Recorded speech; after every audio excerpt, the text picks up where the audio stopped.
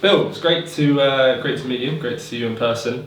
I grew up with the Black Book DVD on my shelf, and I remember watching it with my big brother on our old PlayStation. And I was much too young to understand the humour. Right. Revisited it lots throughout my life, and I absolutely adore it. And also kind of seeing you on other TV shows. Have I Got News for You and other stuff like that. Strictly and. Been listening to some of your podcasts and all that recently, so it's great to finally meet you in person. Thanks for being here. No, thank you. No, it's a pleasure. And so you're here on behalf of Winstons Wish today. Yes. What made you want to get involved with Winstons Wish? Well, a few reasons actually. I went to a screening that they organised of the film, Nowhere Special. And it was a few years ago now, and I got talking and got to find out more about the charity, and I was just kind of knocked out by the kind of work that they do. And then a couple of pals of mine died who had kids who were teenagers, and I thought that they were going through quite a tough time, and I thought it was, it's especially hard for kids. I mean, it's never easy for anyone, but I mean, for kids, I think, particularly teenagers, I think it's very hard because they're going through lots of other things as well. Yeah.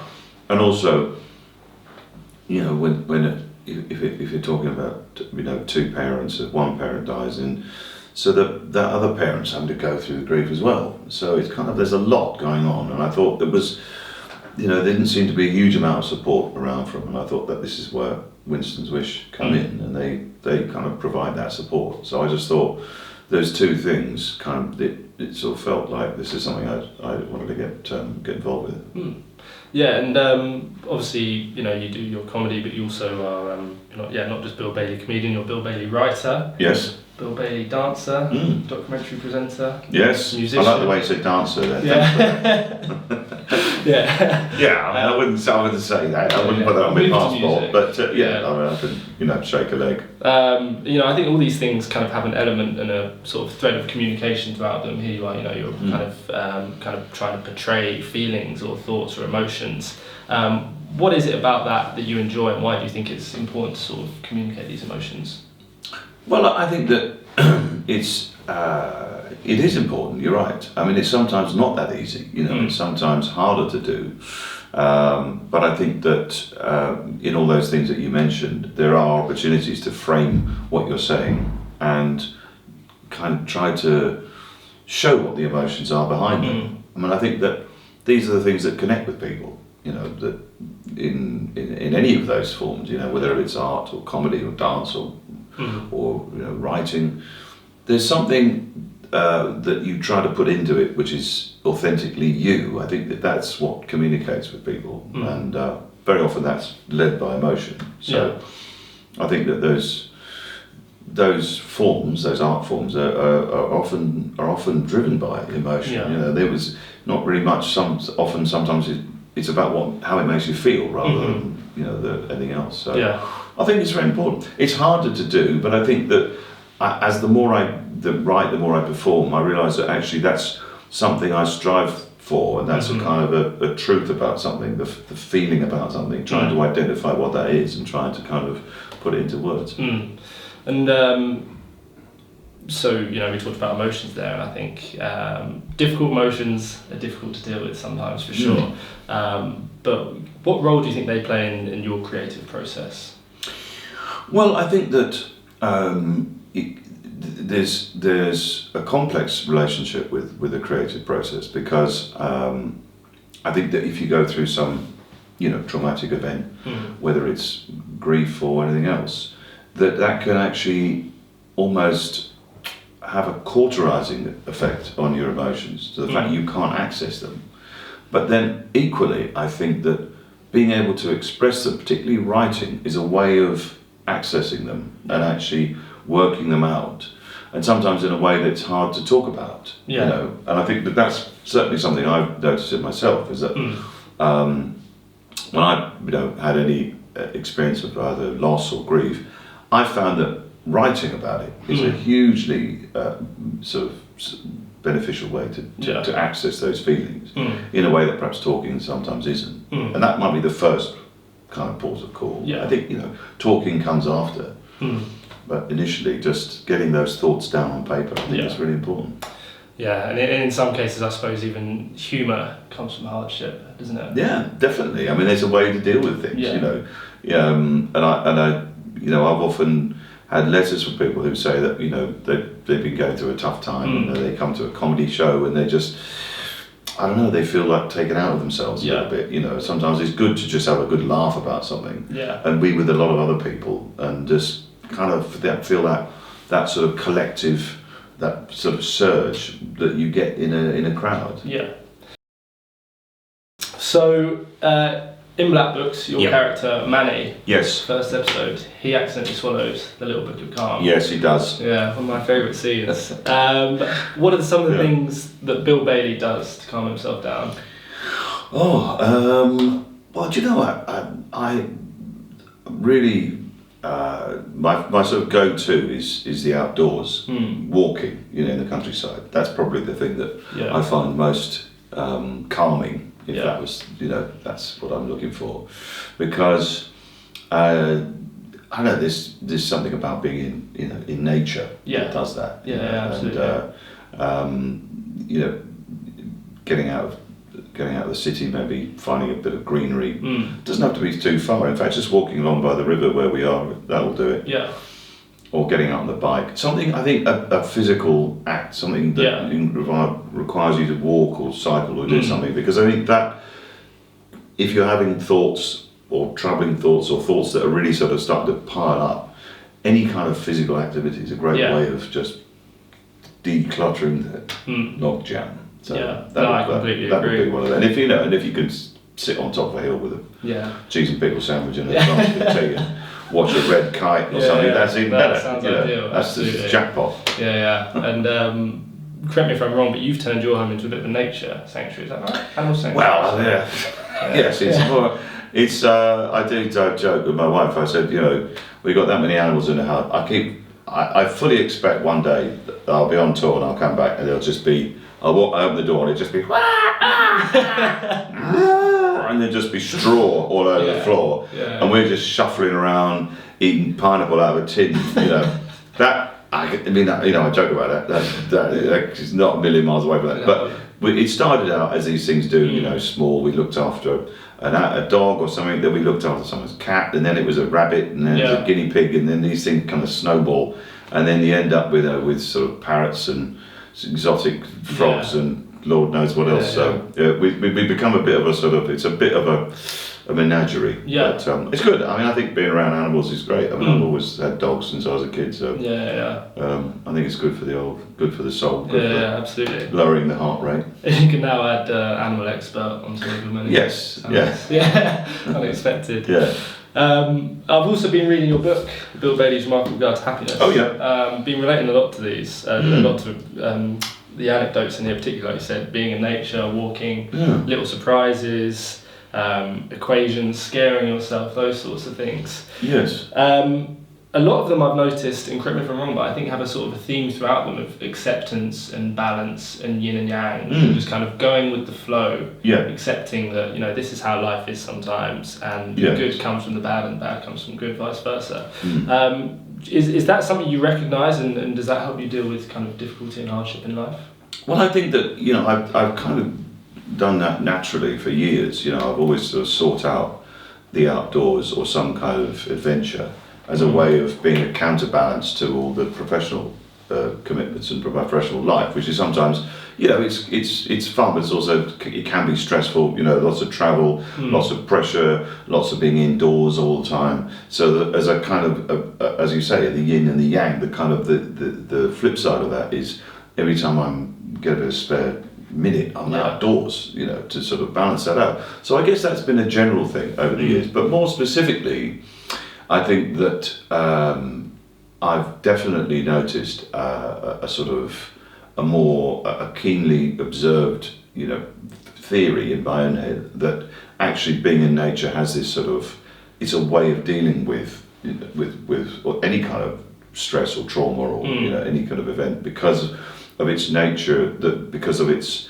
capacity for renewal. I think that's the thing which I've noticed, is that, you know, when there's been some event in nature, like I was in Australia recently, and there was devastating, you know, droughts, or there was fires, or there was some kind of event in nature, but then nature has a way of regrowth, renewal, and that, I think, is a very powerful sort of metaphor for our lives. I think, absolutely. Sometimes, you know, and I think also just as a final point, that was my friend Sean Locke, who died a couple of years ago, and he was somebody who thought a great deal about his own situation. He dealt with it very, you know, in a brilliant way. You know, he would read the Stoics. He introduced me to the Stoics, and he used to read them, and you know, the Greek philosophers, the Stoics,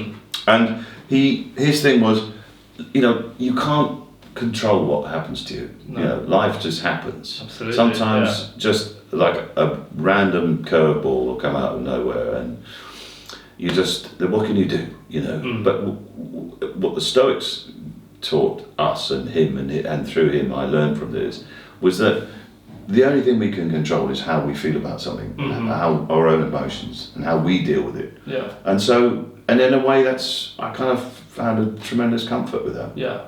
No, very wise words. So it sounds like Sean's death inspired you to be here today. You know, I'm here. My mum died a few years ago following a traffic incident, and for me it was, you know, my involvement with Winstons Wish was, like you said, I can't control this situation, but I can control to a degree the aftermath, and it was always very important for me to make some good from the situation, a right from a wrong, and create some good that wouldn't have happened otherwise, just so, you know, in my eyes it wasn't, you know, a complete tragedy. And actually, a couple of days ago I was thinking about, you know, what I was going to wear for this, and I actually went to go and text my mum, and I just had this brief moment, you know, all within sort of, you know, half a second, where I thought, oh, what should I wear? So I hadn't spoken with mum for a while. I went to go get my phone, and everything just caught up to me, and and it was quite bizarre. It was really bizarre, but I think that's the nature of grief, though. Yeah, absolutely. And that's the nature of it. And those moments, they keep happening, you know. And you never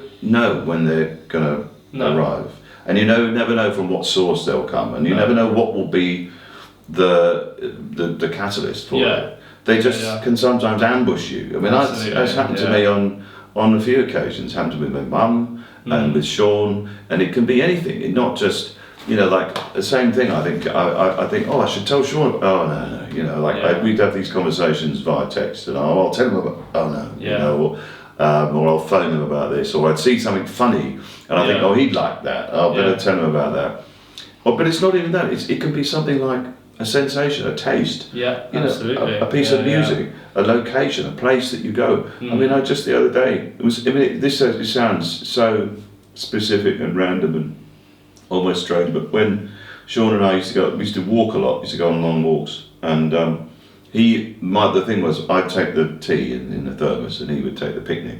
Yeah. And so I would take the cups and the flask of tea, and he'd get a picnic together. And he was very specific about what he wanted. You know, he's like, he needed, you know, certain kind of bread, certain sort of bread, and certain sort of cheese. You know. Yeah. And so, you know, and the other day somebody was doing that. You know, like we were sort of getting some cheese and bread out. So he said, no, I just want and it was goat cheese on a bit of rye bread and a tomato, and the act of doing it, and the taste, suddenly I'm transported back to a field somewhere in Hertfordshire, you know, where we set for a picnic. Yeah, that's very sweet, and it's nice how these things don't just have to be kind of physical items that, you know, that are left behind that kind of have meaning to us, but like you said, a taste or an occasion or place. Because then I think they're always with us. Absolutely. You know? It's not you don't sort of attribute them to, as you say, an artifact. No. The act of doing something, walking, laughing, going out, you know, all the things we used to do. Yeah. Those are the things in which they inhabit that space. Yeah, I actually was what I did my university dissertation on, was that kind of exact thing, like looking Right. at the little experiences that people have throughout their lives that remind them of people that they've lost. So yeah, it was very, very insightful.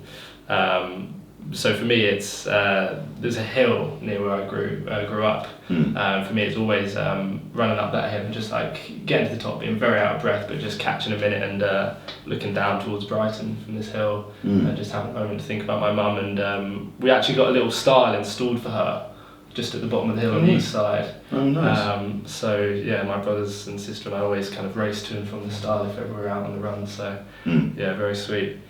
I'm always thinking of things like that, you know, just you know, a look, even, you know, like someone's just a phrase, Mannerism. you know, mannerism. Yeah. Yeah. But I mean, oh, if you've done a dissertation in it, you know more than me. And yeah, these moments can sometimes be tough, for sure. Like you said, they come over you often unexpected. Yeah, sure. And I often have it where I have dreams about my mum, and I wake up and for a few seconds I think she's still there, and then it all catches up to me. And as hard as that is, I personally think it's important to embrace those feelings. Yeah. What do you think about that? Definitely, I think so. Yes, I mean, I think there's, you know, sometimes it takes a while to be able to. You know, I think that I found that with my mum. My mum died. It was a few years ago now, and there was a lot of practicalities to deal with. You know, when she died, and I was looking after my dad, and you know, well, you know what it's like, you know, with all the things you have to deal with, and there's certain sort of legalities you have to go through, and all of that, and those kind of occupy you in a time when you're feeling this sort of acute grief, but you feel a bit numb, and you know, sometimes that continues, and it happened with me, and it went on for the rest of that year, and I was just dealing with other things, and then it was about a year later, I think it was almost to the day, I think probably that's what might have actually been the kind of the trigger. And I was in a LA of all places, like the worst place to be if you're not feeling you know, on tip-top form, because everyone keeps asking you how you are. How are you doing, sir? How are you doing, sir? How are you doing today? How are you doing today? They just ask that. They don't mean it. It's just a thing. It's a kind of a thing that we walk in. How are you doing today? You know. And I was in this shop and I went, not that great actually. I'm really not doing that great today. I mean, my mum died a year ago. This woman's like, oh my God, this cousin is like, security, help! There's a bloke expressing his emotion in a public place, you know. And so that was very overwhelming actually. I went back to the apartment. It was like suddenly all of that pent up kind of feeling and grief that would just been sort of, you know, parked or whatever analogy you want. It'd been bottled up. It all just came out, but it was. I felt in a way better afterwards because I thought, well, actually now I have finally grieved and emotions have come out, and that's good. Yeah. And I think those it's important that you do. I think it's absolutely. You know, and you know, and my dad was there, so it was kind of, it felt like it was the right time. Didn't it? You can't always choose these moments either, can you? And it's all very. The ideal situation would be to have something in place to kind of help you manage your grief, so you can kind of like drip it out just as it comes. But sometimes it just gets too much, and sometimes you need those moments. I know I do for sure. If sometimes I'm just feeling it, I just need to cry, like let it out somehow. Yeah. And you just have to engage with it. Definitely, yeah. Bill, you've dabbled in a lot of areas in your life. You know, revisited like music, acting. Sounds like you're going to say drugs. Yeah, well maybe. But, psychoactive substances. You know, ayahuasca. You've dabbled in tribal dancing. Is there anything else on the horizon you really want to try? You know, as you say, I'm very fortunate in that I'm able to do all these things, and I'm able to actually, you know, pick and choose what I want to do, and a lot of those things you mentioned are all things that I love doing. You know, I love performing, I love travel, I love making documentaries. I think that over the years I've found a kind of a sort of a compulsion to educate as well. I just love there to be some kind of learning in everything that I do, or sharing with other people, and I guess I'd love to write more. I'm hoping to write more books, maybe even a musical, who knows, a film. Oh, wow. But I would love to learn. I love learning things. So I'm hoping to learn sign language. That's my next challenge, nice. because I would love to do that, because Yeah. it's something which it's quite physical, and you can, it's something which is about communication. Yeah. All right, Bill, thank you so much. Really appreciate you coming down today. Appreciate it. Best luck with the show. Thank you very much. Thank you.